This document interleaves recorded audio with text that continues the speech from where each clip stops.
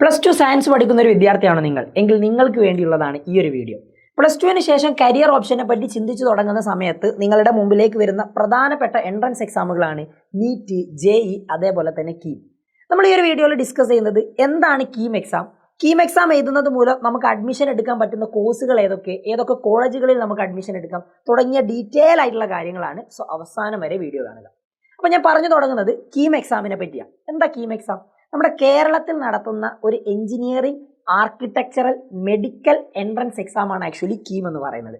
അതായത് ഈ കീം എക്സാം എഴുതുന്നത് എഞ്ചിനീയറിംഗ്, അതേപോലെ തന്നെ pharmacy, medical and medical allied courses, architecture, ഈ ഒരു 4 വിഭാഗത്തിലേക്ക് വേണ്ടിയിട്ടാണ് കീം എക്സാം നടക്കുന്നത്. അതിൽ തന്നെ വേറെ കുറച്ച് പ്രശ്നങ്ങൾ കൂടി ഉണ്ട്, ഒരുപാട് പേർക്ക് കൺഫ്യൂഷൻ ഉള്ളതാണ്, അതും ഡീറ്റെയിൽ ആയിട്ട് പറഞ്ഞുതരാം.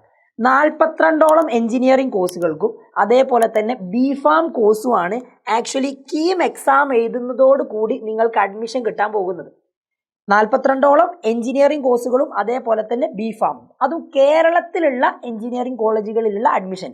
അതിന് വേണ്ടിയിട്ടാണ് നമ്മൾ കീം എൻട്രൻസ് എഴുതുന്നത്. കേരളത്തിലെ എഞ്ചിനീയറിംഗ് കോളേജുകളിലേക്കും BPharm കോഴ്സിലേക്കും അഡ്മിഷൻ എടുക്കാൻ വേണ്ടി മാത്രമാണ് കീം എക്സാം. പിന്നെ ഈ സംഭവം, അതായത് നിങ്ങൾക്ക് കേരളത്തിലുള്ള മെഡിക്കൽ കോളേജുകളിൽ മെഡിക്കൽ കോഴ്സ് എന്ന് പറയുമ്പോൾ നമ്മുടെ MBBS, BHMS, അതേപോലെ തന്നെ BUMS, അങ്ങനെ ഒരുപാട് മെഡിക്കൽ കോഴ്സുകൾ, ഒരുപാടൊന്നുമില്ല, ഒരു 6 എണ്ണം. ആ 6 മെഡിക്കൽ കോഴ്സുകളും അതേപോലെ കുറച്ച് മെഡിക്കൽ അലൈഡ് കോഴ്സുകളുണ്ട്. Animal husbandry, fisheries, corporation and banking, അങ്ങനെ പറഞ്ഞ ഒരു 6 മെഡിക്കൽ അലൈഡ് കോഴ്സുകളുണ്ട്. അപ്പോൾ അതിലേക്കും വേണ്ടിയുള്ള എക്സാം കൂടിയാണ് കീം. പക്ഷെ അതെന്താണ് സംഭവം എന്നുള്ളത് പറഞ്ഞുതരാം. പിന്നെ ആർക്കിടെക്ചറും, അതായത് നിങ്ങൾ കേരളത്തിലെ നിങ്ങൾ മെഡിക്കൽ ഫീൽഡിലേക്ക് പോകുകയാണെങ്കിൽ നിങ്ങൾ എഴുതേണ്ടത് കീം അല്ല. ആക്ച്വലി നിങ്ങൾ ക്ലിയർ ചെയ്യേണ്ടത് നീറ്റ് എക്സാം ആണ്. നീറ്റ് എക്സാം ക്ലിയർ ചെയ്തിട്ടുണ്ടെങ്കിൽ മാത്രമേ നിങ്ങൾക്ക് മെഡിക്കൽ സീറ്റിൽ അഡ്മിഷൻ കിട്ടൂ. ഇനി നിങ്ങൾക്ക് കേരളത്തിലെ മെഡിക്കൽ സീറ്റുകളിൽ അഡ്മിഷൻ വേണം എന്നുണ്ടെങ്കിൽ നിങ്ങൾ കീമിന് രജിസ്റ്റർ ചെയ്തിരിക്കണം. അപ്പോൾ കേരളത്തിലെ മെഡിക്കൽ സീറ്റുകളിൽ നിങ്ങൾക്ക് അഡ്മിഷൻ കിട്ടണമെങ്കിൽ നിങ്ങൾ രജിസ്റ്റർ ചെയ്തിരിക്കണമെന്ന് മാത്രമേ ഉള്ളൂ. അതേപോലെ കേരളത്തിൽ വരുന്ന BArc കോഴ്സുകളിൽ നിങ്ങൾക്ക് അഡ്മിഷൻ എടുക്കണമെങ്കിൽ, കേരളത്തിൻ്റെ അണ്ടറിൽ വരുന്ന BArc കോളേജുകൾ അല്ലെങ്കിൽ BArc വരുന്ന കോളേജുകളിൽ അഡ്മിഷൻ എടുക്കണമെങ്കിൽ നിങ്ങൾ ക്ലിയർ ചെയ്യേണ്ട എക്സാം നാറ്റയാണ്. പക്ഷേ നിങ്ങൾ എന്ത് ചെയ്തിരിക്കണം? കീമിൻ്റെ അണ്ടറിൽ രജിസ്റ്റർ ചെയ്യണം. എക്സാം എഴുതണമെന്ന് നിർബന്ധമില്ല. ഇപ്പോൾ കേരളത്തിലെ മെഡിക്കൽ കോളേജുകളിലേക്ക് അല്ലെങ്കിൽ മെഡിക്കൽ അലൈഡ് കോഴ്സുകളിലേക്ക്, ആർക്കിടെക്ചറൽ കോഴ്സുകളിലേക്കൊക്കെ അഡ്മിഷൻ എടുക്കണമെങ്കിൽ നിങ്ങൾ ക്ലിയർ ചെയ്യേണ്ട എക്സാം കീം എഴുതണം എന്ന് നിർബന്ധമില്ല, രജിസ്റ്റർ ചെയ്താൽ മതി. നിങ്ങൾ എഴുതേണ്ടത് നീറ്റും അതേപോലെ തന്നെ നാറ്റയുമാണ്. അപ്പോൾ അത് ക്ലിയർ ചെയ്താൽ, കീം രജിസ്റ്റർ കൂടി ചെയ്താലേ നിങ്ങൾക്ക് കേരളത്തിലെ കോളേജുകളിൽ അഡ്മിഷൻ എടുക്കാൻ പറ്റും. അതാണ് വ്യത്യാസം. അപ്പോൾ കീം ത്രൂ നമുക്ക് ഡയറക്റ്റ് ആയിട്ട് അഡ്മിഷൻ എടുക്കാൻ പറ്റുന്നത് കേരളത്തിലെ എഞ്ചിനീയറിംഗ് കോളേജുകളിലും BPharm കോഴ്സിനും മാത്രമാണ്. ആൻഡ് കീമിനെ പറ്റി പറയുന്ന സമയത്ത് നീറ്റ് JEE പോലെ അത്ര ടഫസ്റ്റ് അല്ല, എന്നാൽ ഈസിയായി പ്ലസ് ടുവിൻ്റെ കൂടെ തന്നെ പഠിച്ചു പോകുന്ന സമയത്ത് നിങ്ങൾക്ക് ക്ലിയർ ചെയ്യാൻ പറ്റിയ വളരെ സിമ്പിളായിട്ടുള്ള ഒരു എൻട്രൻസ് എക്സാമാണ്. എലിജിബിലിറ്റി ക്രൈറ്റീരിയ എന്ന് പറയുന്നത് നിങ്ങൾ പ്ലസ് ടു പാസ്സായിരിക്കണം എന്നുള്ളതാണ്. പ്ലസ് ടു പാസ്സായിട്ടുണ്ടെങ്കിൽ നിങ്ങൾക്ക് ഈസി ആയിട്ട് കീം എക്സാം എഴുതാൻ പറ്റും. വേറെ ഒരു പ്രത്യേകിച്ച് ക്രൈറ്റീരിയ ഒന്നുമില്ല. ഏജ് ലിമിറ്റൊക്കെ പറയാറുണ്ടെങ്കിലും അത് വലിയ സംഭവമായിട്ടൊന്നുമില്ല. ഒരു 17 വയസ്സിന് മുകളിലോട്ടും ആൻഡ് ഒരു അപ്പർ ഏജ് ലിമിറ്റ് ഒന്നും ആക്ച്വലി കീമിനില്ല. ആൻഡ് അടുത്ത കാര്യം, ക്വസ്റ്റ്യൻ വരുന്ന ഒരു പാറ്റേൺ ഉണ്ട്. ഞാൻ പറഞ്ഞു JEE പോലെ അത്ര ടഫസ്റ്റ് അല്ല. നിങ്ങൾ +1 +2 സിലബസ് ആണ് പഠിക്കേണ്ടത്. നിങ്ങൾ പഠിക്കേണ്ടത് +1 +2 സിലബസ്. +1 +2 സിലബസിൽ തന്നെ നിങ്ങൾ മാത്സിനാണ് ഏറ്റവും കൂടുതൽ ഇമ്പോർട്ടൻറ്റ് കൊടുക്കേണ്ടത്. മാത്സിൽ 75 ചോദ്യങ്ങളും, ഫിസിക്സിൽ നിന്ന് 45 ക്വസ്റ്റ്യൻസും, അതേപോലെ കെമിസ്ട്രിയിൽ നിന്ന് 30 ക്വസ്റ്റ്യനും. ഇതാണ് കീം എക്സാമിന് ഉണ്ടാകാറുള്ളത്. ടോട്ടൽ 150 ക്വസ്റ്റ്യൻ, 150 × 4, ഓരോ ക്വസ്റ്റ്യനും 4 മാർക്ക് വീതമാണ് ഉണ്ടാവുക. Total 600 mark. Okay, negative mark ഉണ്ടാവും കേട്ടോ. അപ്പോൾ ഇതാ നോക്കിക്കോ, 75 മാത്സ്, 45 ഫിസിക്സ്, 30 കെമിസ്ട്രി. ഇത് നിങ്ങളുടെ +1 +2 സിലബസിൽ നിന്നാണ് വരിക.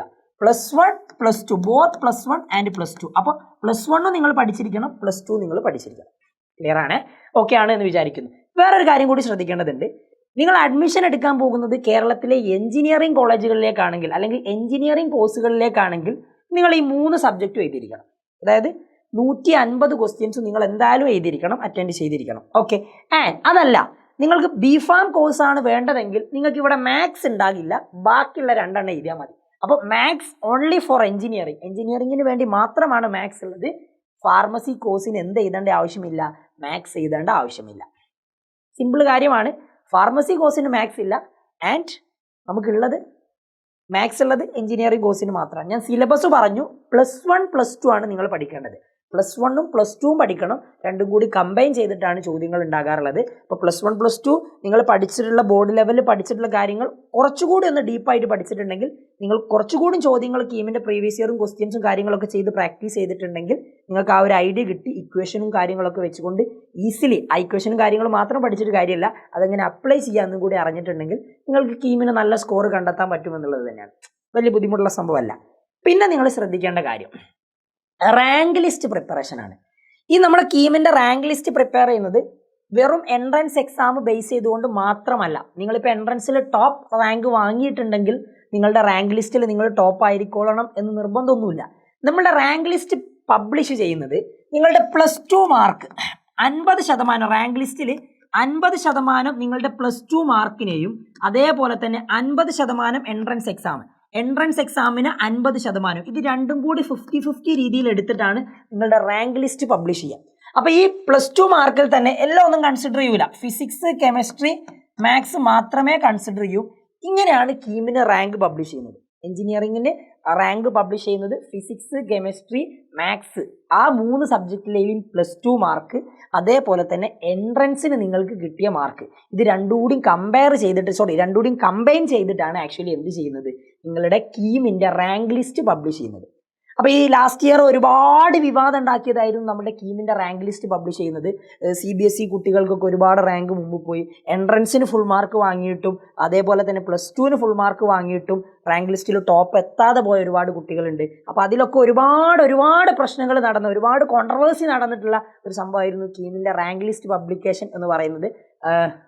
കീമിൻ്റെ റാങ്ക് ലിസ്റ്റ് പബ്ലിഷ് ചെയ്ത ആ ഒരു സംഭവം. അപ്പോൾ നിങ്ങൾ ശ്രദ്ധിക്കേണ്ട കാര്യം എന്താണെന്ന് വെച്ചിട്ടുണ്ടെങ്കിൽ, നിങ്ങൾ അടിപൊളിയായിട്ട് പഠിക്കുക, കീമിന് വേണ്ടി പ്രിപ്പയർ ചെയ്യുക. ഈ വർഷം മുതൽ, കഴിഞ്ഞ വർഷം സുപ്രീം കോടതിയൊക്കെ ഇടപെട്ട് കേരള സ്റ്റേറ്റ് ഗവൺമെൻറ്റിനോട് വളരെ ഡീറ്റെയിൽ ആയിട്ട് പറഞ്ഞിട്ടുണ്ട്, അടുത്ത വർഷം മുതൽ റാങ്ക് ലിസ്റ്റ് പബ്ലിഷ് ചെയ്യുന്നതിൽ ഒരുപാട് മാറ്റങ്ങൾ കൊണ്ടുവരാനൊക്കെ.